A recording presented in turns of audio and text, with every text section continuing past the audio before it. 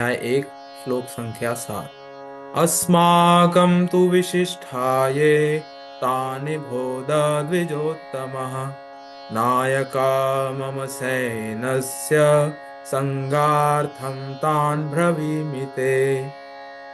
तो इस श्लोक में क्या है कि भाव अर्थ है, किंतु हे ब्राह्मण श्रेष्ठ, आपकी सूचना के लिए मैं अपनी सेना के उन नायकों के विषय में बताना चाहूंगा जो मेरी सेना में संचालन करने के लिए विशेष रूप से निपुण है। तो यहाँ पर दुर्योधन जो है अपने गुरु द्रोण के पास जाता है। तो पहले तो वो पांडवों की सेना के नायकों के नाम लेता है, महारथियों के नाम लेता है। उसके बाद वह अपनी सेना के बारे में बताना शुरू करता है द्रोणाचार्य को।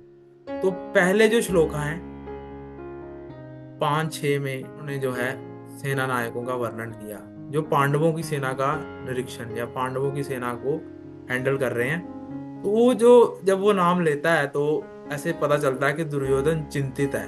दुर्योधन की चिंता का विषय देखने को मिलता है पहले वाले श्लोकों में। पर अभी जो है मूड है उसको चेंज कर रहा है दुर्योधन। तो पांडवों के दल में जो महारथी हैं उनका नाम लेने से क्या हो गया कि उसकी जो सेना है वो डीमोरलाइज या डीमोटिवेट हो गई। उनमें जो उत्साह का है वो कमी आ गई बहुत सारी। पर इस सिचुएशन में दुर्योधन अपनी सेना को प्रेरणा देने के लिए अपनी टोन को चेंज करता है। पहले तो जो टोन उसकी देखने को मिलती है वो है चिंता वाली। दुर्योधन देख के ये चिंतित हो जाता है। पर अभी अपनी सेना को लीडर होने के नाते अपनी सेना को वो मोटिवेट करने के लिए ये श्लोक बोलता है, अस्माकम तु विशिष्टाय। मतलब हमारी सेना में भी हम भी किसी से कम नहीं है, हमारे पास भी बहुत बहुत अच्छे लोग हैं। तो ऐसे वो वैल्यू स्टैब्लिश करता है। तो यहाँ पर हमें एक चीज देखने को मिलती है कि कंपैरिजन का जो है दुर्योधन में, कि कंपैरिजन कर रहा है कि हमारी सेना उनकी सेना, जैसे कि उसके पिता ने मेरा तेरा किया है। पर यहाँ पर वो ईर्षा द्वेष वाला जो है फैक्टर हमें देखने को मिलता है कि उसमें कहीं ना कहीं द्वेष है। तो द्वेष जो है अगर हम इस श्लोक के कॉन्टेक्स्ट में समझे तो इस श्लोक में हमें देखने को मिलता है जो वैल्यू हम सीख सकते हैं इस श्लोक से, वो है द्वेष की शुरुआत कैसे होती है। पहला स्टेप है द्वेष की शुरुआत का कंपैरिजन। जब हम किसी भी संसारिक चीज से किसी भी से भी कंपैरिजन करते हैं तो वो पहला स्टेप है, हम द्वेष की ओर आगे बढ़ रहे हैं। तो तुलना करते हैं, हमारे पास इतना नहीं है उसके पास इतना क्यों है, जलन होती है। क्या एक स्टोरी आती है महाभारत से ही कि जब राजसूय यज्ञ करवाते हैं तो अलग अलग डिपार्टमेंट सभी को दिए जाते हैं। तो भीम को जो डिपार्टमेंट दिया जाता है वो है खाने पीने का। जैसे उनकी रुचि ब्रकोदर है, भीम का एक नाम है ब्रकोदर, मतलब बहुत खाते पीते हैं। और उनको जो डिपार्टमेंट है वो खाने पीने वाला दिया जाता है कि कैसे कैसे काम कर रहे हैं बावर्ची, या सभी को खाना पीना प्रॉपरली मिल रहा है कि नहीं मिल रहा जी। और तो इसमें क्या है कि भगवान कृष्ण को जो है ये वाला डिपार्टमेंट मिलता है चरण सेवा का। पर तीसरा डिपार्टमेंट जो है दुर्योधन को मिलता है कि वो गिफ्ट को रिसीव कर रहा है। तो गिफ्ट को रिसीव कर रहा है दुर्योधन, और उसमें भी वो क्या है कि देख रहा है, द्वेष है उसके मन में भी। गिफ्ट को क्या आया, कितना बड़ा गिफ्ट आया है, तो ये गिफ्ट आया, ये बढ़िया बढ़िया गिफ्ट आया, ये इतना अच्छा नहीं है, इसको तो मैं ही रख लेता हूँ दिया। तो वो कंपैरिजन की जो भावना है उसके अनुसार ही उनको राजसूय यज्ञ में उनका डिपार्टमेंट दिया गया। तो हमें क्या करना चाहिए इस श्लोक से जो हमें शिक्षा मिलती है, हमें द्वेष ना करके अपने जो ज्यादा से ज्यादा भगवान की सेवा में लगना चाहिए। तो द्वेष नहीं होता तो ये जो 100 कौरव और 5 पांडव अगर मिल जाते तो ये बहुत शक्तिशाली राज्य स्थापित करते। पर दुर्योधन के द्वेष की भावना थी, दुर्योधन में इतना ज्यादा द्वेष था कि उनको वो 5 गांव भी नहीं दे सकता था। पांडवों में ऐसी भावना नहीं थी, पांडव तो कह ही रहे थे कि हम युद्ध नहीं करना चाहते। पर भगवान ने उन्हें समझाया कि जो अगर अधर्मी राजा राजगद्दी पर बैठेगा तो प्रजा का क्या हाल होगा, कि बहुत बुरा हाल होगा प्रजा का। तो दुर्योधन का अधर्म हमें देखने को मिलता ही है कि जब द्रुत क्रीड़ा में धन मतलब सब कुछ राजपाट छीन लेता है उनसे, वो हार जाते हैं द्रुत क्रीड़ा में। तो द्रौपदी का जब चीरहरण होता है, तो ऐसी जघन्य अपराध करने वाले अगर राजा गद्दी पर बैठेंगे तो प्रजा कैसी होगी। वो कहते हैं ना कि यथा राजा तथा प्रजा, कि जैसा राजा होगा वैसी प्रजा होगी। तो अगर राजा ही बुराई की ओर अग्रसर हो रहा है तो प्रजा को बुराई से हम नहीं बचा सकते। तो भगवत गीता का जो ज्ञान दिया है भगवान ने अर्जुन को, वो उत्साहवर्धन के लिए दिया है कि तुम युद्ध करो अर्जुन, नहीं तो प्रजा जो है पाप में चली जाएगी। तो हमें क्या है कि द्वेष से बचने के लिए हमें क्या है कि तुलनात्मक कंपैरिजन, यानी कि तुलनात्मक दृष्टि से नहीं देखना चाहिए, किसी से भी कंपैरिजन नहीं करना चाहिए संसार में। और इसके सोल्यूशन बहुत सारे हमें देखने को मिलते हैं। कि पहला सोल्यूशन तो ये है कि अगर हम भक्त समाज में हैं, तो भक्त समाज में भी भक्त एक दूसरे से द्वेष करते हैं, पर हमें द्वेष ना करके एक दूसरे को ग्लोरीफाई करना चाहिए। जैसे एग्जाम्पल आती है यमुना मैया की या गंगा मैया की। गंगा में हम स्नान करने जाते हैं तो कितनी गंदगी उसमें फैलती आ रही है, मतलब फैल रहे, कोई कूड़ा फेंक रहा है, कोई कुछ, पर फिर भी हम उनको गंदगी को साइड पे करके गंगा मैया को प्रणाम करते हैं, तर्पण करते हैं, स्नान करते हैं उसमें। तो वैसे ही हमें भक्तों के साथ भी या सामाजिक लोगों के साथ भी वैसे व्यवहार करना चाहिए। हमें उनके दुर्गुणों की ओर नहीं देखना, दुर्गुणों की ओर ना देखकर हमें उनके जो एक भी गुण है उसको मैग्नीफाइंग ग्लास से देखना चाहिए। एक भी गुण है उसको इतना ज्यादा बढ़ा चढ़ा के उसको ग्लोरीफाई करना चाहिए, उनके सामने बोलना चाहिए कि आप में ये गुण है। तो अगर हम उनके गुणों की चर्चा करेंगे तो वो गुण हमारे अंदर भी ऑटोमेटिकली आ जाएंगे। और अगर हम दुर्गुणों की चिंतन मनन करेंगे तो क्या होगा, हमें वो नेगेटिव क्वालिटीज आ जाएंगी। बहुत जो है अनर्थ है, ये एक प्रकार का अनर्थ है ईर्ष्या। तो भक्ति सिद्धांत सरस्वती ठाकुर प्रभुपाद, जो शिला प्रभुपाद के गुरु महाराज हैं, वो कहते हैं कि हमें अनर्थों की ओर नहीं फोकस करना चाहिए, हमें अर्थों की ओर फोकस करना चाहिए। यानी कि हमें डूज की ओर फोकस करना चाहिए, ना कि डोंट्स की ओर। जब हम डूज करेंगे भक्ति में, भगवान का नाम लेंगे, तोला माला जप करेंगे, 4 नियमों का पालन करेंगे, प्रसादम ग्रहण करेंगे, तो ऑटोमेटिकली जो है ये जो हमारे द्वेष ईर्ष्या की भावना ये ऑटोमेटिकली समाप्त हो जाएगी।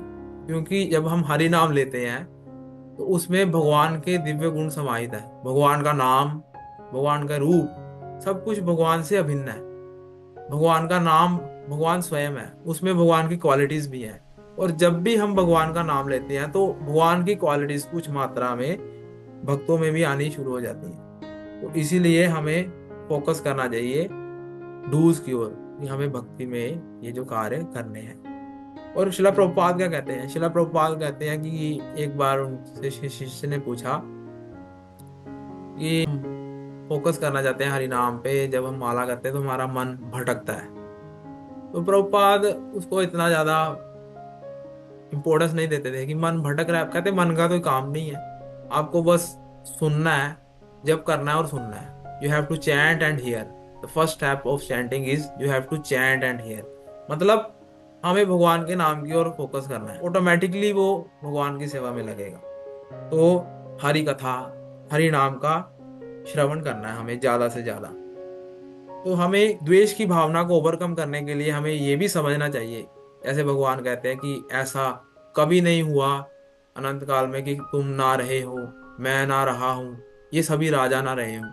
तो इससे हमें पता चलता है कि हम एक इंडिविजुअल पर्सनैलिटी है, यानी हर एक के पास जो गुण है वो अलग अलग है, हर एक के पास जो कला है वो अलग है। कोई किसी से कंपैरिजन ना करे, अगर हम कंपैरिजन करेंगे तो हम द्वेष में फंसेंगे। हम अपने आप में जो हमारे पास जो कला भगवान ने दी है, हमें उसे भगवान की सेवा में लगाना चाहिए। तो इससे क्या है कि हमें अपनी जो क्वालिटीज के बारे में पता चलेगा। और एवरीबडी स्पेशल, मतलब हर एक मनुष्य जो है अपने आप में स्पेशल है। तो हमें कंपैरिजन अगर करना ही है तो हमें कंपैरिजन करना चाहिए अपने आप से, कि हम पहले कैसे थे, पास्ट में कैसे हैं और अब कैसे हैं, क्या उसमें कोई इम्प्रूवमेंट आई या उसमें गिरावट आई। तो हमें अपने आप को चेक करना चाहिए, ना कि समाज को चेक करना चाहिए, बाहरी लोगों को चेक करना चाहिए। बहुत सारी चीजें हैं जिससे हम अपने आप को द्वेष की भावना से छुड़ा सकते हैं और अनर्थों से छुटकारा पा सकते हैं। ऐसा कि हमने एक और उदाहरण आती है मक्खी और मधुमक्खी की। मक्खी जो है, कितनी सारी चीजें होती हैं, फूल खिल रहे हैं, मिठाई है, पर मक्खी की जो है गुण, वो मक्खी हमेशा गंद पर ही जाके बैठती है। और दूसरी ओर है मधुमक्खी।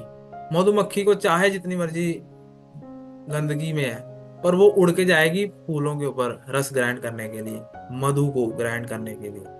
वैसे ही हमें मक्खी ना बनकर मधुमक्खी बनना चाहिए, भक्तों के गुणों को ग्राइंड करना चाहिए, ना कि उनके दुर्गुणों को।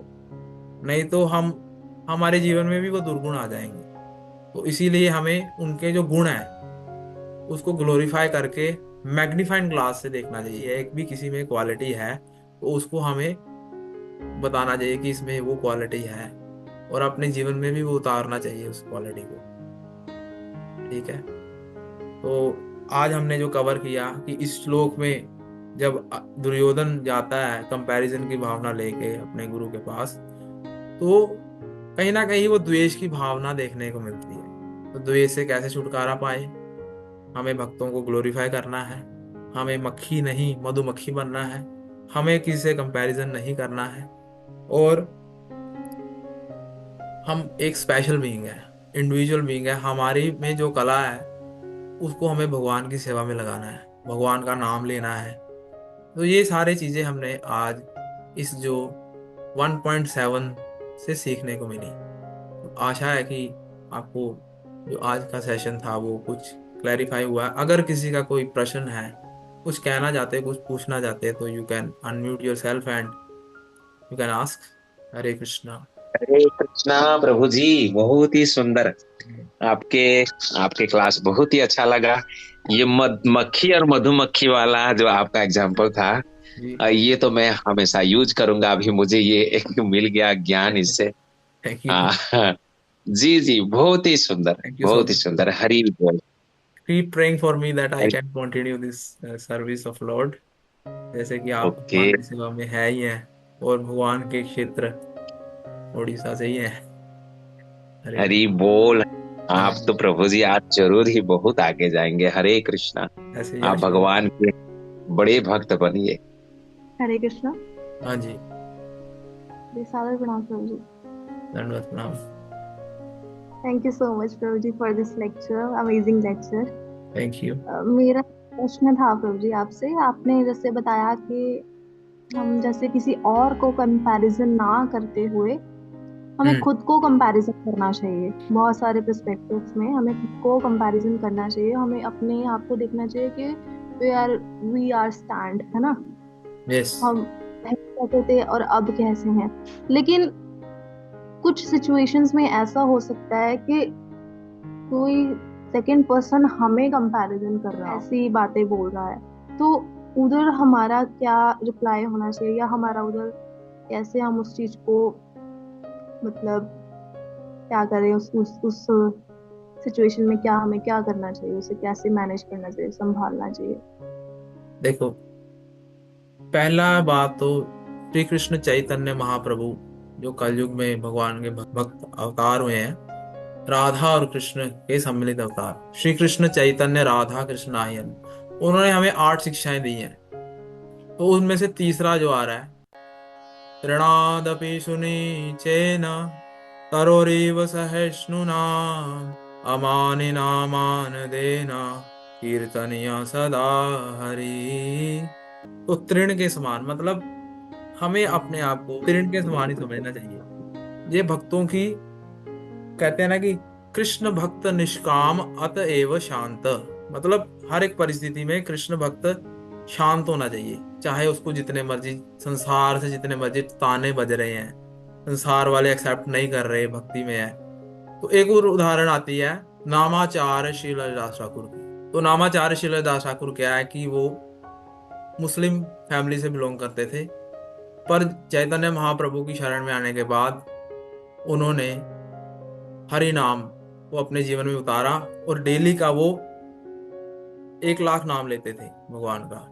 सुबह से लेके शाम तक भगवान का नाम लेते थे। और मुस्लिम लोगों ने क्या किया, तो उनको कई बाजारों से निकाला है कोड़े मार मार के, तो उनके मुंह से कभी वो नहीं निकला है। मतलब इतनी एक्सट्रीम परिस्थिति में भी वो भगवान का नाम लेते रहे। तो ये तो फिर भी संसारिक लोग हैं, ये कौन सा हमें फिजिकली टॉर्चर कर रहे हैं।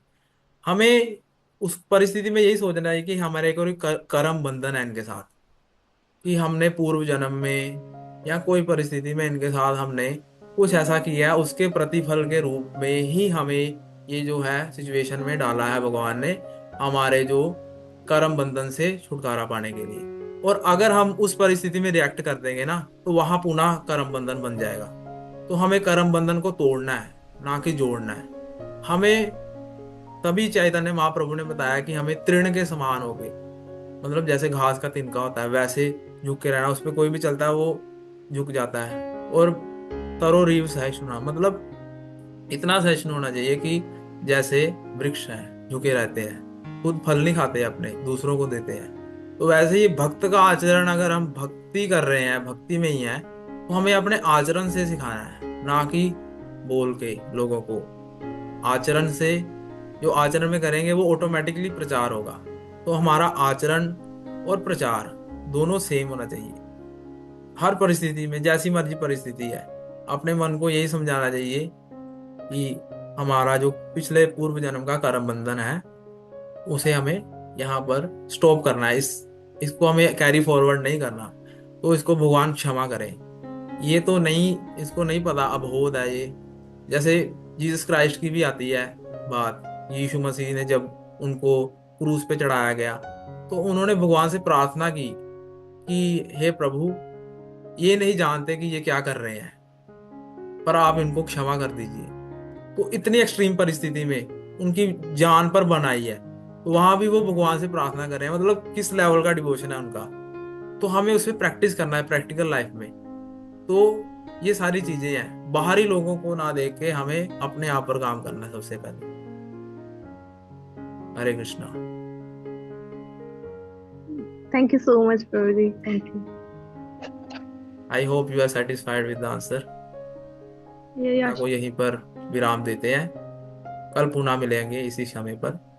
वाञ्छा कल्पतरुर्भ्यश्च कृपा सिन्धुभैव च पतितानां पावनेभ्यो वैष्णवेभ्यो नमो नमः। अनंत कोटि वैष्णव वृंद की जय। नामाचार्य श्रील हरिदास ठाकुर की जय।